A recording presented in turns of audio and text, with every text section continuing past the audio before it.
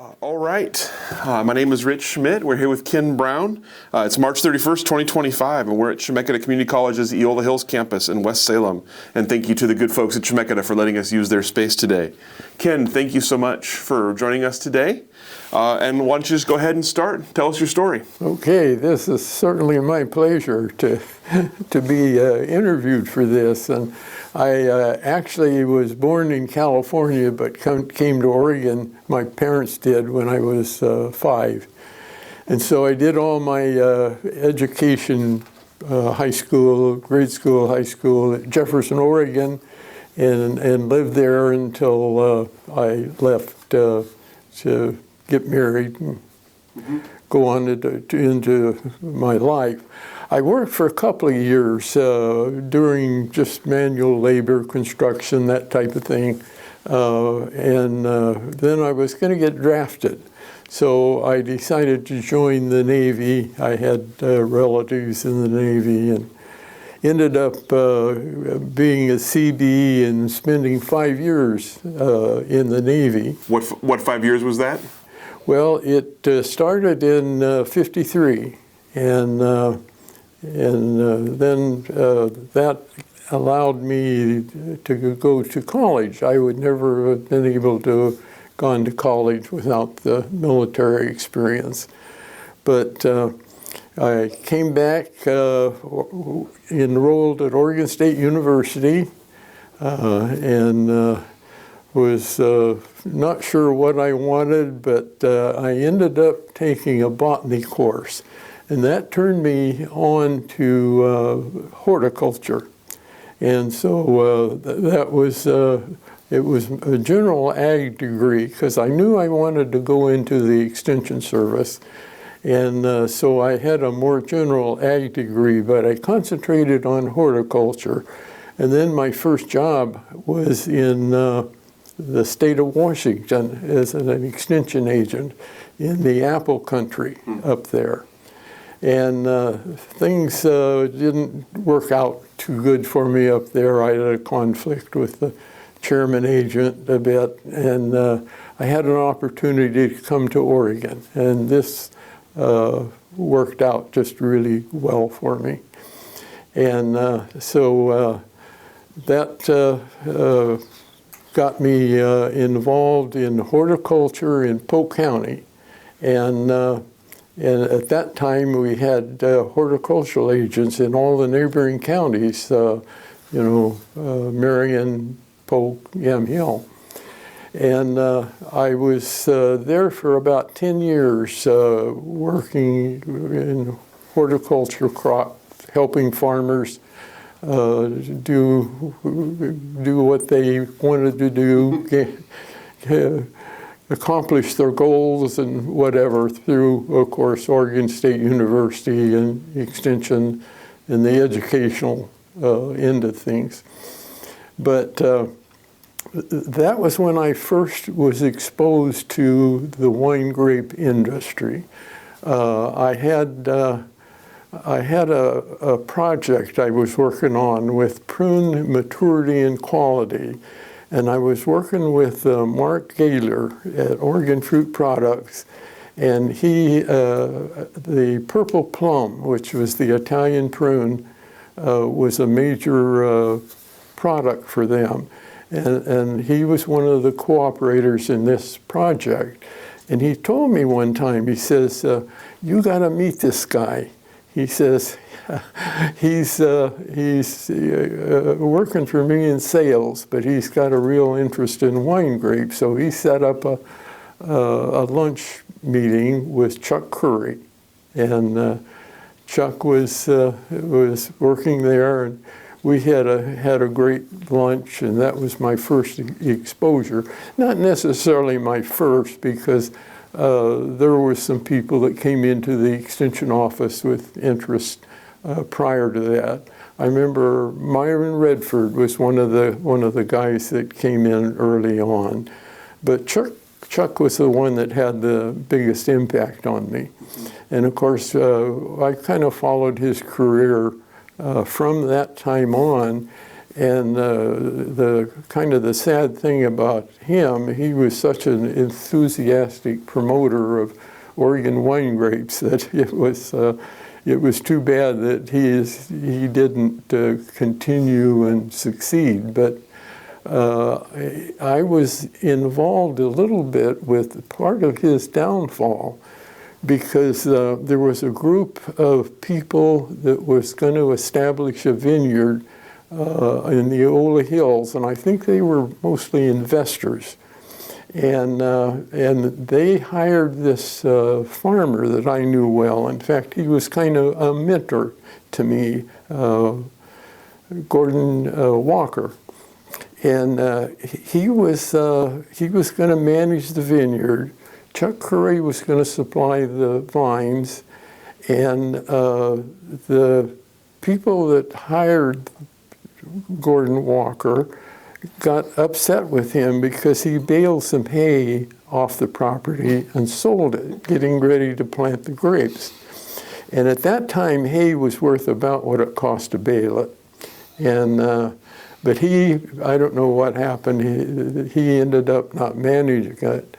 And whoever was managing it, I kind of lost track of it for a while there, just didn't follow through. They didn't take care of them. The vines died. It was a total loss. And I think Chuck didn't get paid for providing the planting stock. But anyway, that was my first really big involvement with the wine grapes. And then in about 73, Extension was going through some budget problems, and they cut down on horticultural agents. And they moved me to Marion County Extension Office, and my responsibilities then became the small fruit crops. And grapes, of course, were put into that. It was way before there was a need for a real viticulturalist. So that was when I really got involved in the wine grapes.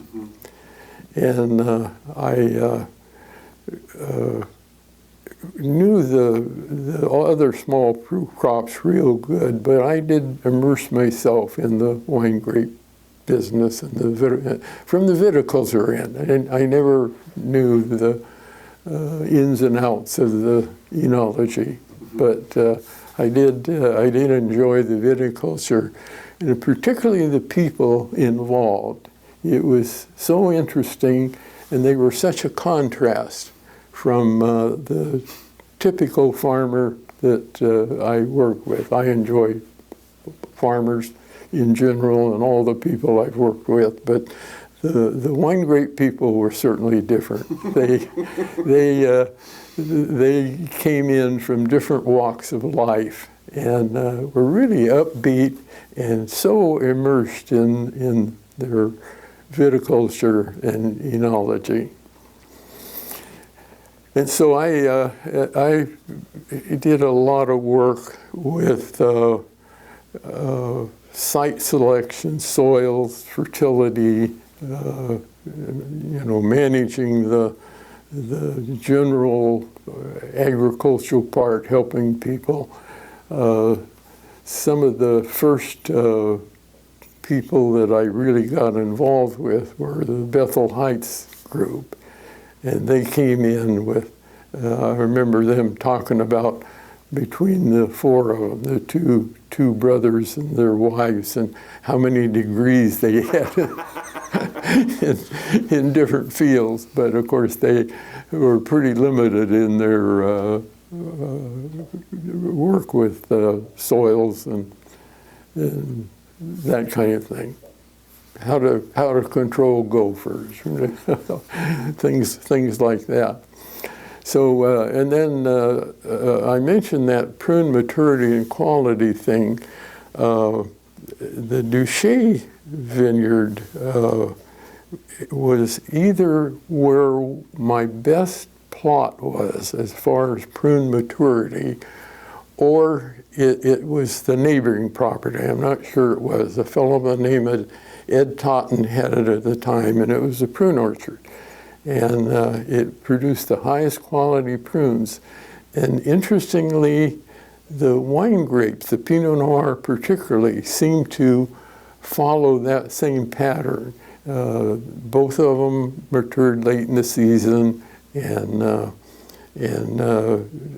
did better on poor soils. The really deep, productive soils, like the Willamette and the Jory soils, were just too vigorous to be good sites for grapes. But the shallower Nicaea and Belpine soils in the foothills of both the Coast Range and the Eola Hills were just ideal. And so it was just a matter of finding a site that had the right exposure and had up off the valley floor. We worried a lot about frost in those early years. With global warming, that doesn't seem to be as important as it was back then. But I'll always remember Don Byard. I know he's probably been interviewed, but he was one of the people that came into the office and was looking for a place to plant wine grapes. And we'd look over the soils and the elevation and the sites, and he'd leave, didn't take the property he was looking. Came back again. We went through the same process on a property. And then I lost track of him and didn't run into him for quite a while. And come to find out, he had found an ideal property on the east slope of the Eola Hills up, I think, about a couple of 100 feet above the valley floor. Just a perfect site. And then he and I worked together quite a bit. We organized a meeting of wine grape people here in the Mid-Valley area. And it was a real good session. I think we met once a month, would have a subject picked out. And Don and I worked together with that committee for all the time I was working with wine grapes. Somebody told me that group is still meeting. Still active. Yeah. So anyway, during that time, I did a lot of things with the wine grape industry. You know, the Cool Climate Wine Symposium happened during that time, and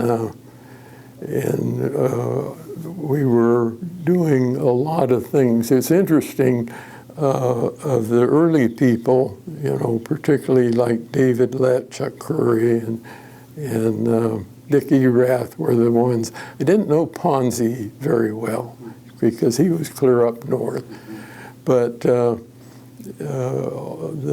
first group were people that I knew. Probably I'm leaving out some people in that group, but those were the ones that I knew. And then we had this second wave that came in, and that was when Duchesne's and Bethel Heights people, and of course a whole bunch of others. And that was when things really started happening, when the wine symposium came in, and that was a big deal.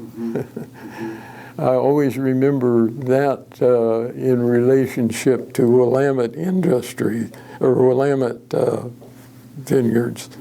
And the name slips me now, the person who started that. Jim Bernot. Bernot. He was on a bus tour during that symposium. I think it was in '84. And he was telling me what he was going to do. And we kind of got acquainted on that bus tour. And sure enough, he followed through and did exactly what he had planned. So that was an interesting contact, and I've been interested in following what he's done now over all these years.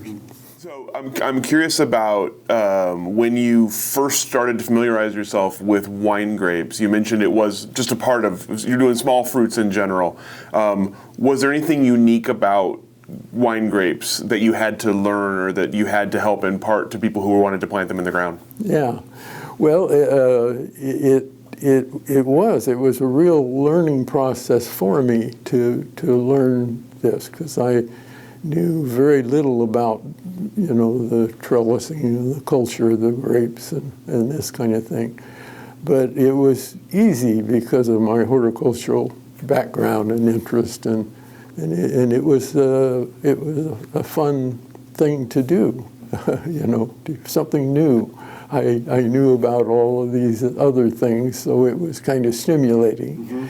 And I did then, after so many years, you're allowed to put in for a sabbatical leave. And I did take a sabbatical leave and studied at Lincoln College in New Zealand. And that was where I really concentrated on wine grapes. I did some work with berries there too, but I was really concentrating on the wine grapes when I went to New Zealand. I was working on a project on fruit set. The seeds, the number of seeds in a grape, of course, are important to the size of the grape and all of that. And did some work with stimulating the vines to increase production. But that was a really good experience, and that was kind of the main thing I did along those lines. I did a number of projects. One of the more interesting, and I think the more useful projects I worked on had to do with site and comparison with the French Pinot Noir producing area. And I did a paper on that I presented at the next Cool Climate Wine Symposium in New Zealand. Went back then after my stay in New Zealand. So that kind of brings us up to date with that. Tell me about the Cool Climate Wine Symposium. I know it was a pretty big deal getting it started. Tell me about your role in it. Yeah, I did not have a particularly leadership role. It was just that we were all involved. Anybody that was involved, it was a really big deal, and the people that did it. Like I said, I was a tour guide on one of the buses. We went to different areas, and it was a really good experience for me. When the early growers were coming to you and asking wine grape related questions, what was their level of knowledge and what was their level of need? How far advanced were they, and how much did you need to help them? Okay, well, that's interesting because virtually all of them had come in knowing what they wanted to do. There was no question about that. They had done their homework. And so except for the things like the site selection and soils and fertility and this type of thing, they pretty much knew more than I did. And then, of course, later on, I did some trials and experiments with pruning and some things like that then became very useful. One of the things, some of the early ones were using the, I can't remember what they call it. Instead of the long canes, they were the two bud canes. I did an experiment with that, and more of a demonstration, because it was the long cane system was certainly the preferred method to grow the grapes. Mm-hmm. I did get involved and wanted to mention, some of the other people. I always thought, of the early people, they made a big contribution. But then the next wave of people came in, including David Adelsheim. I always had a lot of admiration for him. He did some really important things as far as writing up the vineyard trellising stuff type of thing, but also his work in setting the Oregon wine grape industry up on a firm platform. No using the French champagne Chablis type names, and I really had a lot of admiration for him. And I wanted to mention the Phylloxera too, because that was kind of a special thing. One time I was out with Steve Price and Porter Lombard. Steve was a graduate student working on his PhD, and Porter was his major professor. And from the horticulture department at OSU, Porter was kind of the first viticultural specialist, or he served in that role. And I don't know how we happened to be together, but we were up at a Fuqua vineyard up near Dayton, and Alan Holstein was there. And in fact, he was managing the vineyard. And the vineyard was in serious trouble. And so we were up trying to figure out what was going on. And my first reaction with those kind of things is root problems. So I dug down and got a sample of the roots, thinking that it was a root rot problem. And I didn't pay that much attention to the sample. I bagged it up, sent it to the plant clinic at Oregon State University, and bingo, they came back as Phylloxera. And of course, that was the big deal. And it was kind of interesting, because I'd been to a vineyard a few weeks ahead of that had the same kind of symptoms. And so I went back to that vineyard and rechecked. Sure enough, it was Phylloxera.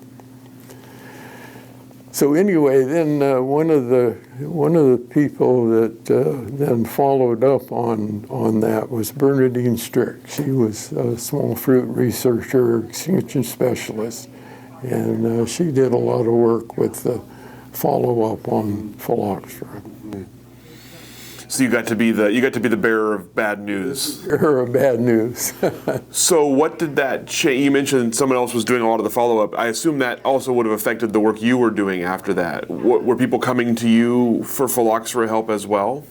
Well, it was just more, that dealt with, planting getting grafted plants, resistant rootstock, and yeah, I was involved in that too. Of course, we all were.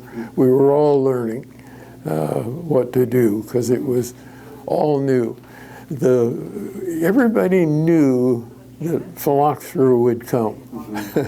It went to all the areas. Came from Europe to California. New Zealand went through it ahead of us. Everybody knew it was going to happen. So there was a lot of discussion on whether people should plant grafted resistant rootstock or self-rooted. but it was so expensive to have grafted stock, where one of the things I helped a lot of different people with was growing their own rootstocks, taking cuttings and putting them in the ground and rooting them. And of course, that was the way people did it. It amazed me, how little money people spent in the early years, those pioneers getting started. Mm-hmm. They didn't have money, they all, none of them that I knew anyway, had really the backing. And so they had to do these things. And it really, for most of them, paid off because they had a lot of years to get established, get some income coming in, and then they were better able to afford to replant with the Phylloxera rootstock. So I want to back up a second. You mentioned while you were in school, you knew the extension agency was where you wanted to work. I'm curious about why that became something you were interested in, and sort of, in your definition, what is the role of an extension agent? Okay, yeah, well, I remember an extension agent visiting our farm back when I was growing up, and was not involved in 4-H, but knew a lot of kids my age that were.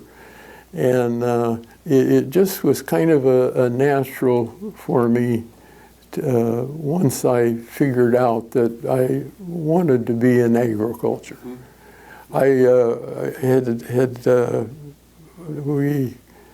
dad not sold the farm, I might have gone back to the farm. But my mother had died and had a lot of medical bills. And while I was in the service, my dad sold the farm to pay off the bills. And so that put me into going to college, which really was probably a good thing that have happened to me. But extension, is just extending the research and the knowledge from the university to the people who need it. One of the things when I started, back in, I graduated from college in '61, and I always remember one of the supervisors says, you go out in the county and you help those farmers accomplish their goals. And that was, of course, the intention was you did it through education and research. So that, I always felt just really fortunate to have a job as an extension agent. I took extension methods when I was in college. And then actually, again, a more advanced extension methods program after while I was working on my master's degree. And that was a really good experience to have. It was so useful in so many ways. Did you find in your career that most of the research was being driven by farmers asking you for things, or did you find that you were conducting research and sort of passing it along? How was your work determined? How did you know what to be working on? Okay, well, when I first started, it was people, tree fruit people, prunes and cherries primarily. And I had an advisory committee. And so that I relied on them. When it came to the time that I transferred from the general horticulture to the small fruit crops, then it kind of became two separate kinds of things. I had a group of berry growers that I worked with that I relied on to direct my activities, and also then had this group that I mentioned before with Don Byer and the group of growers that kind of helped direct my activity. They didn't have a lot of things going on as far as directing what I was doing from Oregon State. I think that's a real plus for the Extension Service, that it was driven by the local people. Were you also were you teaching or doing research outside of that as well? Well, just with the kind of things I talked about, was more demonstration type things than really research. But the closest I came to doing research was when I was looking at the climate and had North Willamette Extension and Research Center had a pretty good system for keeping track of heat units and that kind of thing. And one of the things I did, I set up a weather station at a vineyard up at a higher elevation. North Willamette is at about a 200-foot elevation, and then this one was at about 400 foot. And I kept track of the temperature for a couple of years, and then I went back to the records with North Willamette and recorded temperatures for a whole lot of years. And I'm sure people have talked about the 84 vintage, the coolest one. It was in, that vintage was in this period of time when I kept those records. And it was real enlightening to do that and then compare it to the vintages that occurred. One of the things along those lines that I wanted to mention, David Lett was such an important person when it came to the Oregon wine industry, particularly Pinot Noir. And when I went to New Zealand, he had a real interest in New Zealand. He told me that he thought at one time that he might go to New Zealand instead of Oregon. And so that was real interesting. Well, his famous vintage was 73.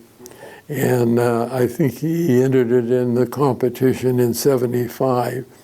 But when I went to New Zealand, 74, he gave me 2 bottles of wine from that vintage to take to New Zealand. And it was one of the things that was really interesting. Another grower had given me some wine, and he was wanting me to kind of help him promote it. So as a thing, well, turned out soon after I got there was this prestigious tasting group that they were real serious people. And so I wanted to hold back the bottle of David Lett's. So I put up one of these other bottles that this other grower had given me. I think I had a full case of wine that I took with me from Oregon. And the guy that was pouring the wine, he says, "Hey," he says, "there's volatile acidity in that wine. We better not bring that out." So I brought out one of the Lett things, and of course it really was popular. It was famous even to the New Zealanders. That's amazing. I love that. I'm curious about, you've mentioned obviously some of the research projects you worked on or some of the demonstrations you worked on. You mentioned Phylloxera. Were there other things, either in wine or out of wine, that you were particularly proud of that you worked on as an extension agent? Well, the wine thing really was a very small part of my career. Mm-hmm. And I actually worked with Christmas trees, it became a real important thing for me, particularly genetic improvement. And so I've done an awful lot of work with the Christmas tree genetic improvement. And in the berry business, I was involved a lot with marketing. Berries were notorious about having overproduction and low prices, and then the opposite, shortages and really high price, real volatile. So I did a lot of work with marketing when it came to the berries, particularly the blackberries. The strawberries, not so much. Tell me about the progress you saw, wine grape specific or just agriculture in general. How did things change during your time working with the local industry? Yeah, well, I'm not sure it improved at all, because that was when farmers, when I grew up on the farm, it was a farm right in Marion County, right where the freeway and the Santiam River come together. And we had 76 acres, mostly a truck farm. And that area down there would be several hundred acres, maybe even 1,000, in this river bottom plant. At the time I was there were 6 families farming that area. Now, as near as I can tell, it's farmed by one person. So I don't know whether that's an improvement or not. But it was progress. And this was one of the things that made farmers kind of hard to work with. You know, the farmers, when I started out, a lot of them failed. They couldn't compete. The bigger growers survived and took over the smaller farms. And so it was a big change, particularly in my lifetime, but also in the time I was in agriculture. See, I retired in '94. I had 33 years as an extension agent. I retired in '94. So a lot has happened since then, too, with farmers getting bigger. I'm amazed at how all these small farms and finch rows have disappeared, and people are farming thousands of acres now when it comes to grain and grass seed particularly. So before we move on to a couple other things, you mentioned obviously Christmas trees is a big part of your work. How did that become something you were interested in, and what were some of the sort of the notable things you worked on Christmas trees? You mentioned obviously genetics. Tell us a bit more about that. Yeah, well, because of where I was located, one of the experts in the Christmas tree industry was a fellow by the name of Barney Douglas. He was with the Forest Service. And Barney tapped me, because I was in Polk County at the time, to follow up on a progeny test where we selected mother trees and took the seed, grew the Christmas trees, kept them separate, and planted plots out. I think we had plots clear from Eugene, south of Eugene, even Roseburg maybe, clear up into Washington, testing noble fir mother trees. And that turned out to be a real good program. And we identified trees that were superior. I was involved in setting out an orchard where they could grow these superior seedlings. And it was a very successful program, had a big impact. So I want to back up a second because we skipped over some of your personal life. So I'm curious about your family. Tell me how you met your wife. Well, we were in high school.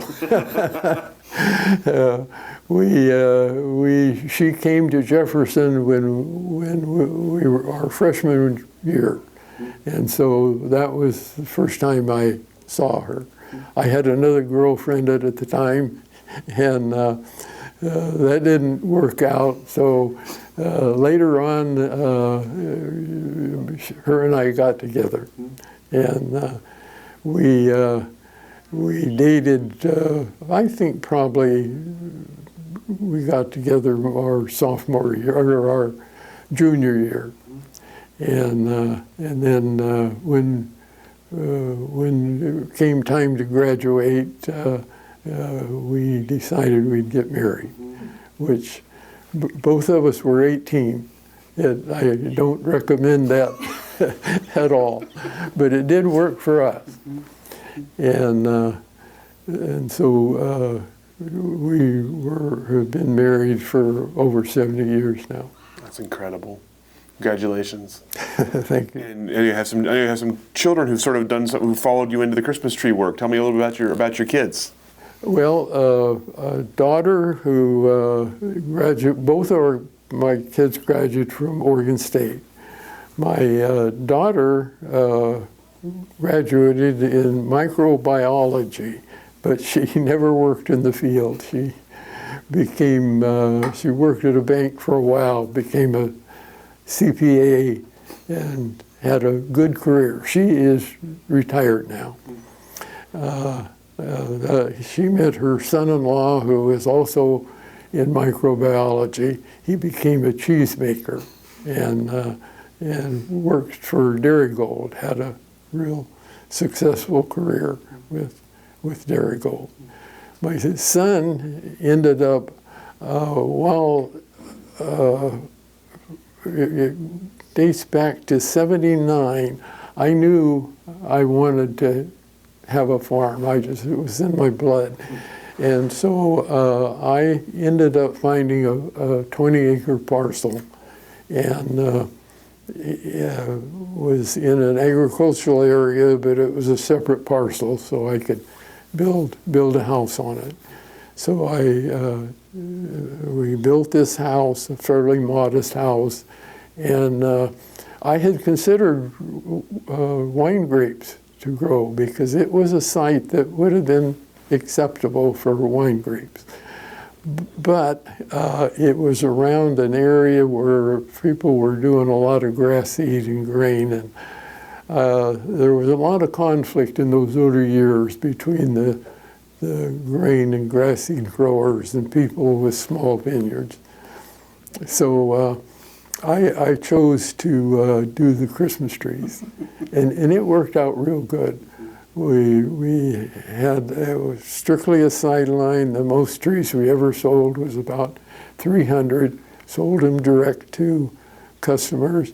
Most of the time it was after I'd retired, but I started planting those trees back when we first moved out there, so started planting Christmas trees in about 1980. And my son now has a place. I had arranged that for him to inherit it, but he decided he wanted to purchase it.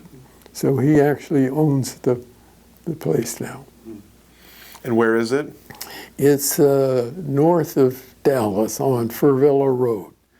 Tell me what else you worked on in retirement. I'm curious about anything you were working on after you leaving Oregon State. Well, I did work part-time for a consulting firm.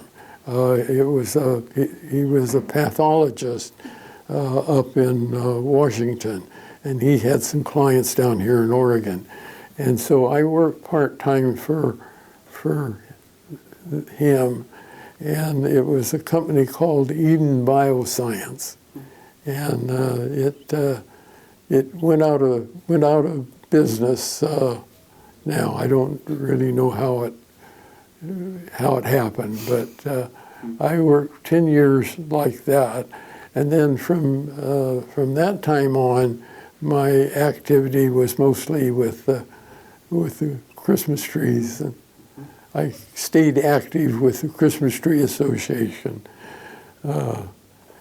Still am publishing articles with the Christmas Tree publication. I found a couple of your articles when I was researching questions for you. It was kind of cool because they date back. I could find your research going all the way back. I think the oldest one I read was from '79, so that was pretty impressive. Right. Yeah. Oregon State's done a nice job digitizing some of your research, everybody's research. So it was about the one I read from '79 was about sprayer. It was a basket sprayer that you wore. Yeah. And some great pictures in there too. I really enjoyed that. That was fun. I got a bulletin out of that one, and so that's interesting that you stumbled onto that. That was a real popular thing because I was using a Solo backpack sprayer, and the Solo company got onto that bulletin, and apparently they bought thousands of that bulletin to promote the sale. I didn't mention them in the thing, but it was pretty obvious it was at that time that backpack player Solo kind of had the monopoly on it. I assume you got big royalty checks from that, from all the sales they had, right? Yeah, zip. I'm curious about, obviously you mentioned that wine grapes were never the primary focus you had. Obviously you mentioned a lot of connections in the industry. I'm curious how much attention you've paid to the Oregon wine industry over the past few decades. Just maintaining friendship. I became friends with Duché particularly, and just always had the interest in it. Enjoyed the wine, so that part. I recently got back with some of the wine people. That was how this came about, really. Lowell Ford, we were having breakfast. I have trouble with group meetings because of my hearing. I'm wearing hearing aids. I've got the latest technology, but in a group meeting, it's hard.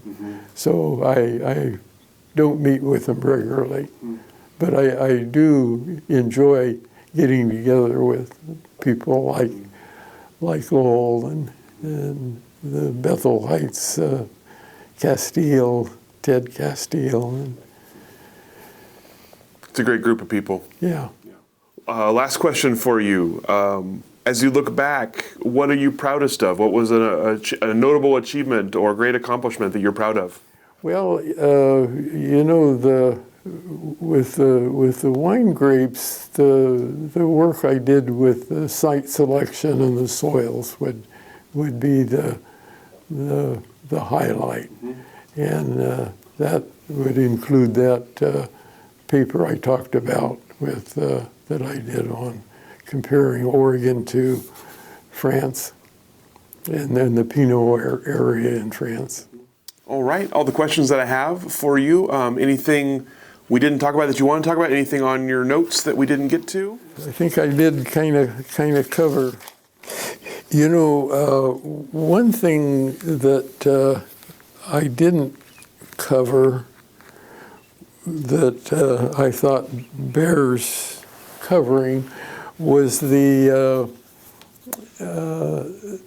I touched on it when I talked about Adelsheim, but the university did a pretty good job too of keeping viruses out and testing. And Ron Cameron was one of the colleagues that I had that was involved in that part of it.